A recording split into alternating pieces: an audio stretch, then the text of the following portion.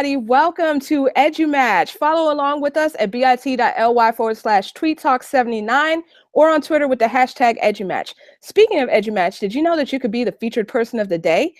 You could sign up where it says join us, and we'll definitely tweet out bits of information about you to help you get connected.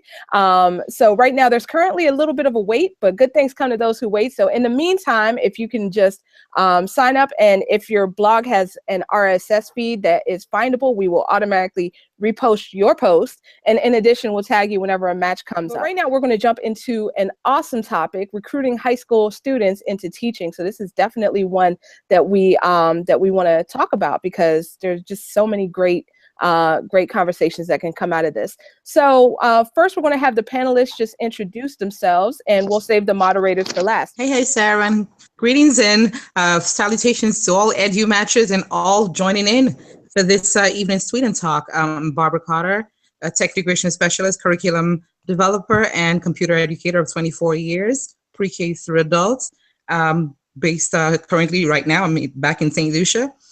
Both the United States and St. Lucia getting set for a journey or Far East. But looking forward to tonight's Tweet and Talk, because it definitely piqued my interest. Okay. Don't laugh, but this is actually my first Tweet and Talk. And so I'm trying to get the giggles out. But I actually represent Detroit Public Schools. So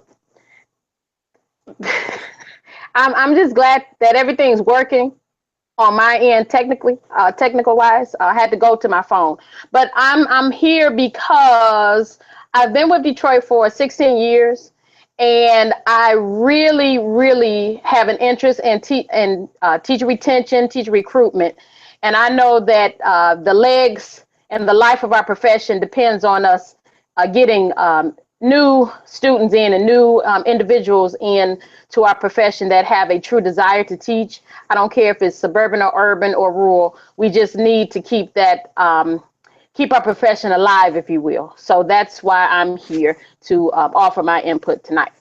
All right. Hi, my name's Lennon Audrain. I'm actually a national candidate for Educators Rising National Office and the state president of Educators Rising Arizona. I'm a high school senior, and Educators Rising is actually dedicated to helping to grow teacher retention rates starting in high school by giving hands-on opportunities to students for teaching. So I guess I'm a high school vibe here, trying to give a high school view of why students might not want to go into teaching and what we can do to help them for it. Hey, Adam Brown, I'm from Virginia. I've been a principal for 4 years now. I work in alternative education and also special education, so teacher retention and recruitment is something I'm really focused on. My dissertation is focused on how to retain quality teachers for our most at-risk students. So before we get to our first question, I'm gonna turn it over to Kimberly. Hey, I'm Kimberly Walden. I'm a third year at the University of Virginia, and I'm studying math and secondary education now, so yeah.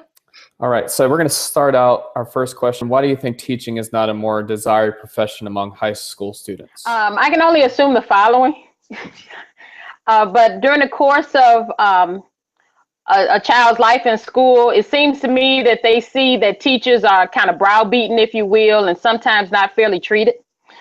So they also hear about the strikes and the wages not being the best.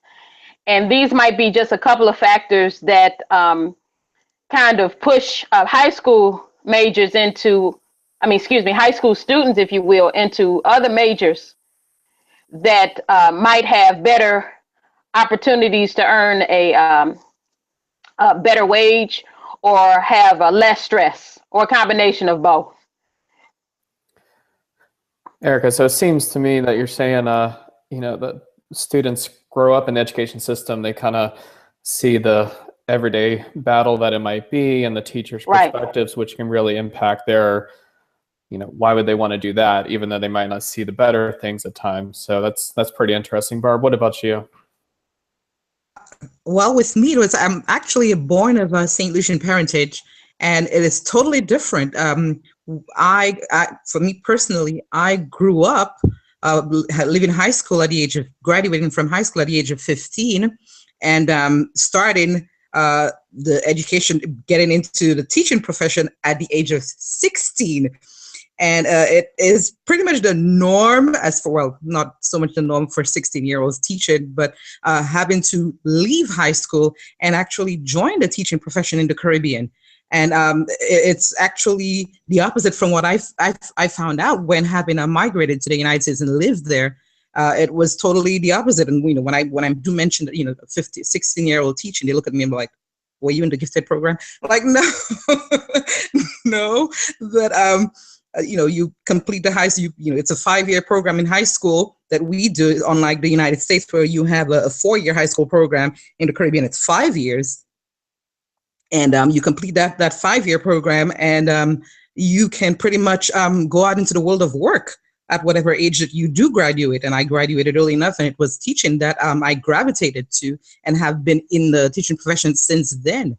And we've had a number of persons in St. Lucia in particular who have gravitated to the teaching profession and see it as a way of, in their words, making a difference. That's very interesting. I had worked with a teacher and a teacher assistant who are from Kenya, and they talked about in their country, the teachers, when they walked down the streets, everybody would just kind of part the way and almost worship them because that was their way out of poverty and towards prosperity. So that's very interesting. And I'm going to turn it back to Lennon here. So I go to prep school. Teaching is one of the least favored professions. Everyone's, aiming politician, doctor, lawyer. But I think, and I was talking with my friends the other day, and I prefaced earlier before my tech had problems that it was actually one of my friends decided that he wanted to be a Spanish teacher. And so now he's going to major in Spanish, and that's what he wants to do. One of my other friends said, I would love to be a math teacher. I couldn't make enough to survive or to pay off my loans because he's going to have to take out loans if I majored in education. And it takes me aback because I think that's just it's not one of the worst reasons, but it's so horrible that money is the reason that they are held back from the profession. And it's not even the income that totally threw him off. It was the fact that his education was going to cost him more than he was going to make back. And so income was a very, very big key factor, and it is a key factor in determining a career.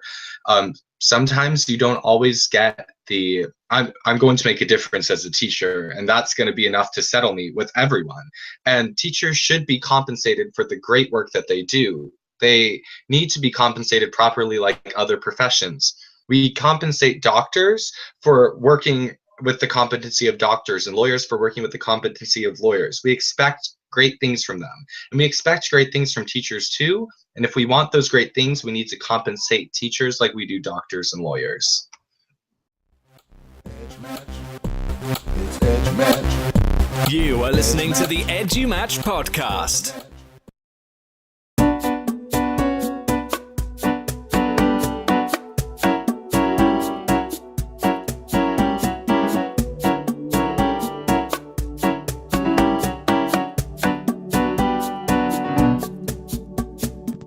Past the Scope EDU is a community of learners. We're not restricted to any classroom walls or any borders.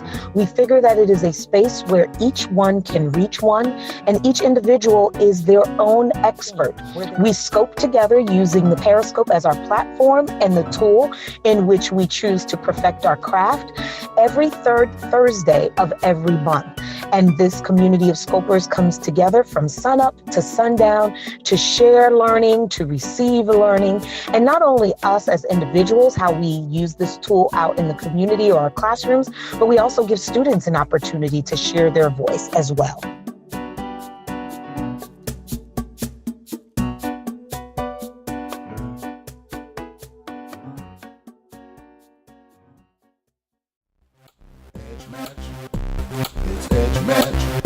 We're back. You're learning with EduMatch.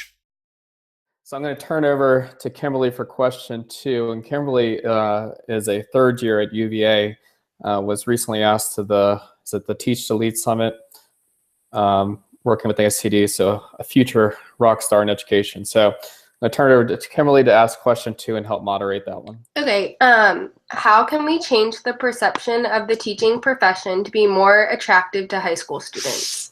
If persons are looking as seeing the predominant factor, deciding factor in joining the teaching profession as being the pay, matching what you have to, the work that goes into becoming a really great profession, an educator. I think we should, if you want to attract young individuals to become future teachers, then, put out a good enough paycheck for them, so they can see that all that hard work that they're going to put into getting the education to becoming great educators doesn't in fact pay off. And, like you identified earlier on, in countries where persons actually see teachers as gods, you go into a country like the United States, you go into another country where it's all about, just, a statistic, so to speak. It's just about a number. If it's not going to be completely gratifying, then you're not going to have these young persons leaving high school seeing the pros for having to go into the profession. If you're going to tell me that I'm going to recruit these young persons to become future teachers, then at least tell them, you know what, I'm going to at least pay for your professional development, your teacher education, professional development, put something in there, throw in the carrot after all. So I thought that anyone that really wants to teach, I'll just say here in Michigan, for example, you pretty much know the landscape, and I figure if you really want to teach, you're going to do it in spite of. You need to know as a high schooler, first of all, that you want to teach. You need to know what you want to teach, and need to know where you want to teach. Are you leaning more towards suburban, urban, or even rural? And you have to understand that if you go into either one of those settings, each one of them, those settings, has their own set of challenges. Some might have more challenges than others. Are you going to stick with those challenges, or are you going to run from them? So I figure, again, if a high school student has sat there and said, I want to be a teacher, they watch the news, they know what's going on in terms of education. I just want them to stay with the field for at least 10 years.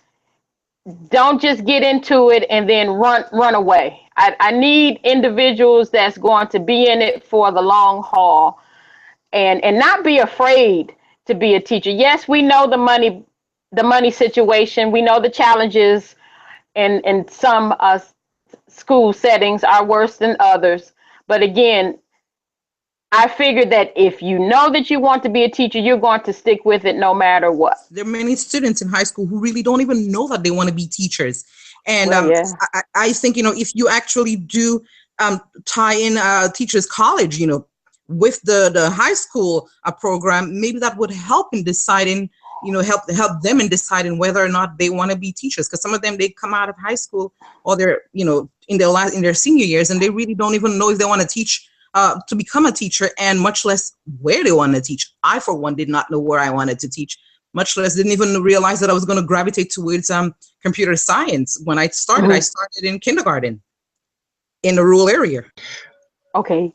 And one thing that can help with that, actually, Educators Rising. So I think hands-on experience in any profession is so important. I think kids that want to be doctors have the opportunity to shadow a doctor for a day, or if they want to be a lawyer or something else. And Educators Rising actually is an organization that is really dedicated to getting students that hands-on experience with teaching. So in high schools across America, you can find Educators Rising programs paired with career and technical education classes that start teaching pedagogy. It starts teaching them how to write an objective, how to write a lesson plan, and has them intern within classrooms, giving them that hands-on experience to, get dirty with teaching, kind of explore it as a real profession, and not just something that's there, it's a job, but it's a profession. So I want to ask Kimberly real quick, you're in your third year at UVA. What have you found to be, what drove you to chose education as a major? And then were there anything specifically in high school that really drove you to choose that major? What has been effective while you're in college that's really solidified your choice as a profession?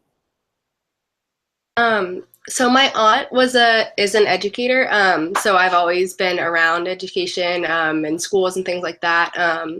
And so she really sparked my interest. But then volunteering with like in college and a bunch of like schools and working in like the education classes where you have to volunteer with the different schools and age groups, that really reaffirmed like my interest in teaching. And so through those, I really decided I wanted to be a teacher, and really enjoyed working with students. Stay tuned. The EduMatch podcast will be right back.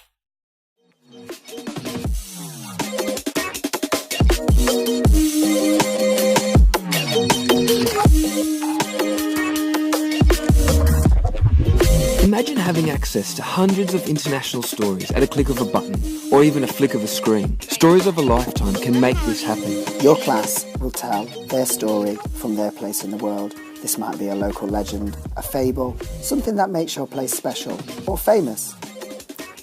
Children will tell these stories in videos using iPad apps. You'll upload that story to Vimeo and share that embed link with us. And we'll bring everything together in one place on the Stories of a Lifetime website. So what storytelling apps could you use? The website will give you a few ideas, but I'm sure you know many others. On the Stories of a Lifetime website, there's plenty of guidance to help you plan your story. And once your children have told it, submit it to us on the website too.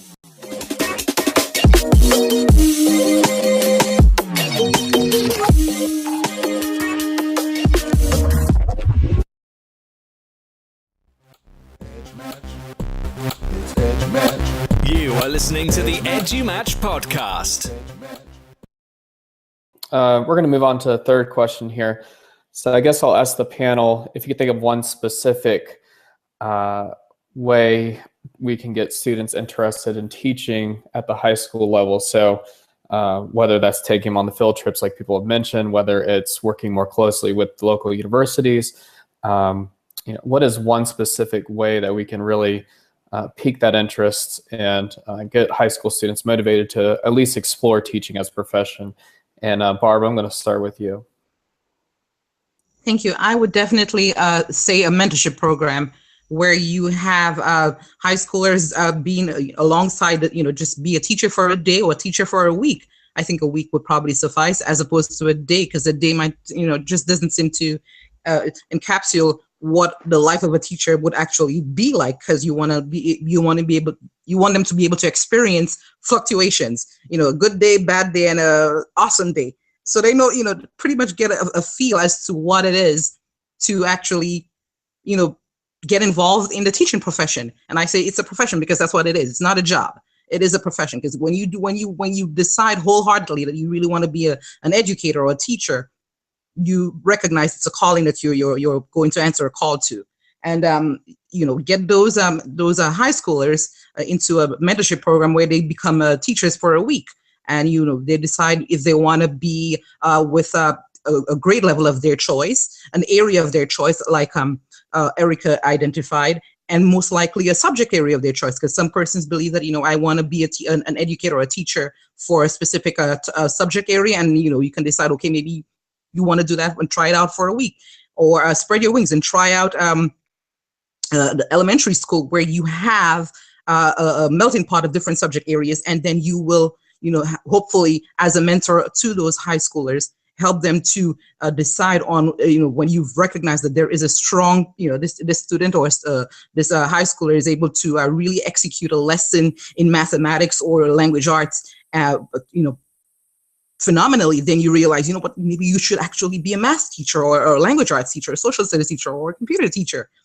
Give them a feel of what it is in the teaching world. Getting, like Erica and Lennon said, preparing lessons, working alongside with these students, give them an opportunity to actually, spend a week in the life of a teacher, but you being a mentor to these persons. And I actually absolutely love that what Lennon's they're doing with their program. So it really seems that you're hinting towards more of that residency style PD and introduction to teaching, like Lennon had mentioned. So Lennon, how could states emulate sort of the educators rising that you're experiencing and potentially motivate them to join the teaching profession? Well, Educators Rising just came out with 5 new micro-credentials, and I think that's where education is moving towards in terms of professional development. So instead of just having teachers go to PD sessions and get hours, we are getting these credentials where they can take anywhere and everywhere to show that they have met the competencies and requirements of, say, anti-bias instruction or effective classroom management. So Educators Rising has a virtual campus online that you can go to at educatorsrising.org, which allows students starting in high school to explore these 5 basic areas of teaching. So anti-bias instruction, effective classroom management, that I can't think off the top of my head. But high schools, if they really are looking to retain their teachers, should start with the students in their own schools, because studies have been showing us that 60% of teachers return within 20 miles of where they grew up to teach. And so by investing in teacher preparation programs in the high schools, education professions, and early childhood education classes, and by using the virtual campus on educatorsrising.org, which has national board certified teacher videos, it has the opportunities for students to compete in teaching areas, so developing a lesson plan and delivering it as a competition, and also earning these micro credentials. We can start to mold these students and give them the opportunities to execute, as Barb mentioned, real teaching in real situations with real outcomes. So it's not just this ideal anymore. We're having students do real things in a real classroom. And so we can start by investing more in career and technical ed. And if you want a job, let me know. For Kimberly, you talked about volunteering and really that having an impact on you. Can you talk about maybe some volunteer opportunities we provide high school students to become interested in teaching? Yeah, so I know my school had a class for that where you actually got to student teach while co-teach, and so that helped a lot. And also just different groups.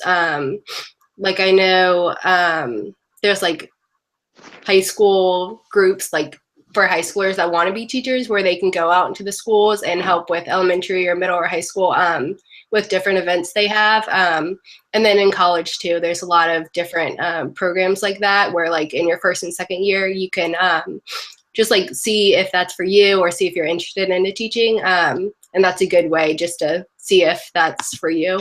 And Erica, what do you think about sort of inner city schools or schools where unions kind of drive the teaching force a little bit more than in Virginia? What would you recommend for high school students to get them motivated? Well, first of all, I've enjoyed everything I've heard, especially about the Educators Rising. And I kind of wish, and this is no slight against where I graduated from, but I kind of wish that something like that would have been in place years ago. I know we did have the student teaching, but what the Lennon is speaking of with Educators Rising, it just seems like it's a little more engaging than what I had as far as my student teaching experience, especially with the virtual campus. And I'm hearing there's a lot of classroom simulations out there that can really almost put you in a classroom setting virtually. That's something that's blown my mind ever since I've heard about it. But back to your question, I would like to see more posters, more programming, more marketing towards teaching. Teaching is not a bad field. I know on career day, we get the police officers, we get the lawyers, we get the doctors, okay, yay. But I often wish that we would have a teacher speak on career day, because if all you're seeing is the negatives, you really don't know that we do have fun. It's not a bad profession. There are some perks, and I just wish that, like Barb was saying, we were celebrated, but I guess that's another topic for another day. But we need to get more posters or whatever you need, brochures, become a teacher.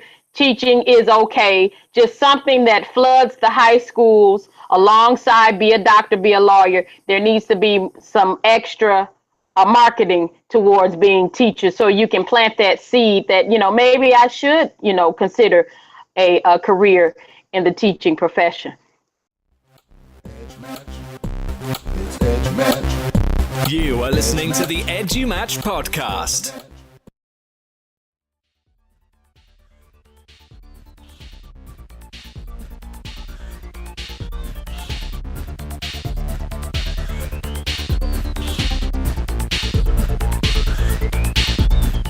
Hey everyone, I really hope that you're enjoying the show so far. Here's some information about our podcast that you may want to know. First of all, if you want to know about any upcoming shows, then just check out podcasts.edumatch.org/calendar, and then you can see all of our upcoming shows. Let's say that you want to contribute a topic. You can also go to podcasts.edumatch.org/edumatch topics and submit a topic, and there you can ask a question, you can sign up to moderate. We just want to have you involved. Now, let's say you want to sign up to be on panel. We definitely welcome you as long as you're an educator and you have an interest in the topic that we're discussing. So you can sign up on our Tweet and Talk panelist forum at podcasts.edumatch.org/sign up. If you want to go back and listen to previous episodes, you can just check out podcasts.edumatch.org/edumatch podcast, and then you'll be able to see all of our episodes on iTunes. If you're an Android user, fear not. Just go to podbean.com and you can see all of our episodes there as well. Last but not least, tune in every Sunday at 6 p.m. Eastern at podcasts.edumatch.org/tweet talk. Hope to see you there.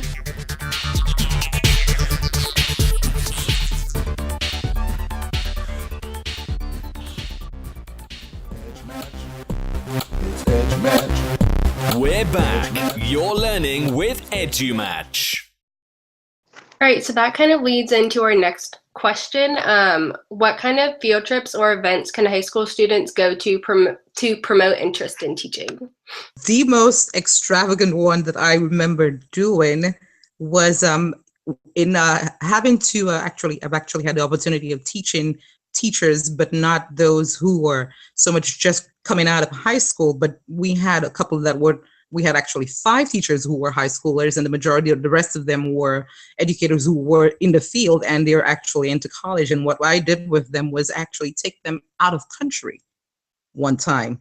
And that, we had a fundraiser, we took them into Jamaica and experienced teaching in Jamaica.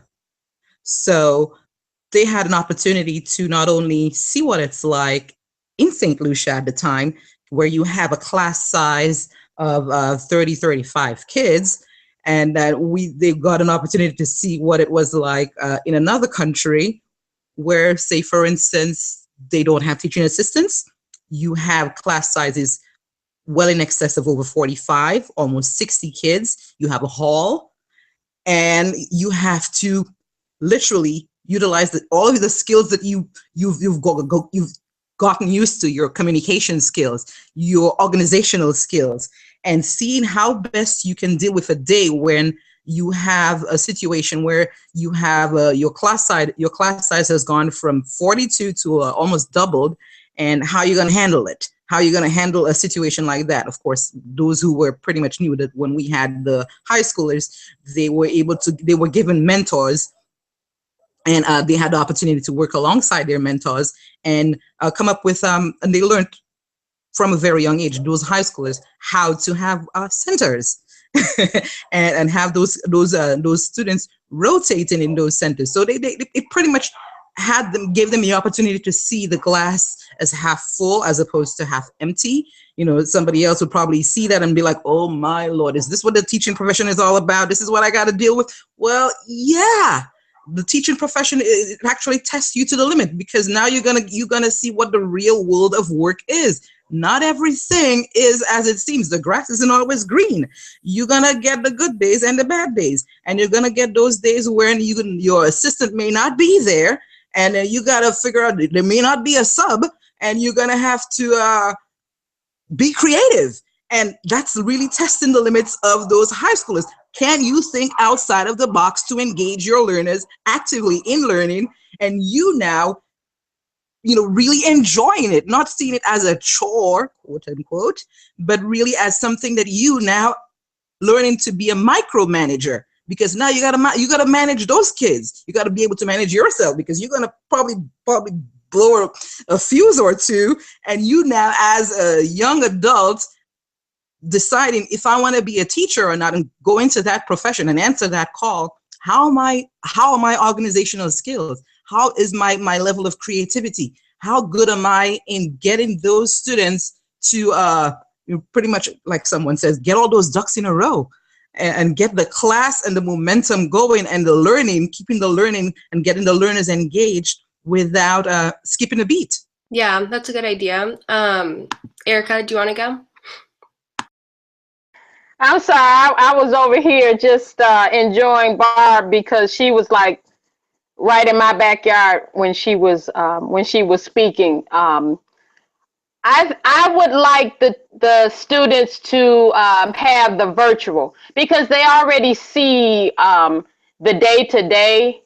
I like the virtual classroom. I guess if I just had this thought that if a truck could come and have the virtual setup and they could go in and put on the headset and pretend that they're in the classroom, I would like to see that and see how some of our students would actually handle 25, 30 students, different backgrounds, academic backgrounds, behavior backgrounds, etc.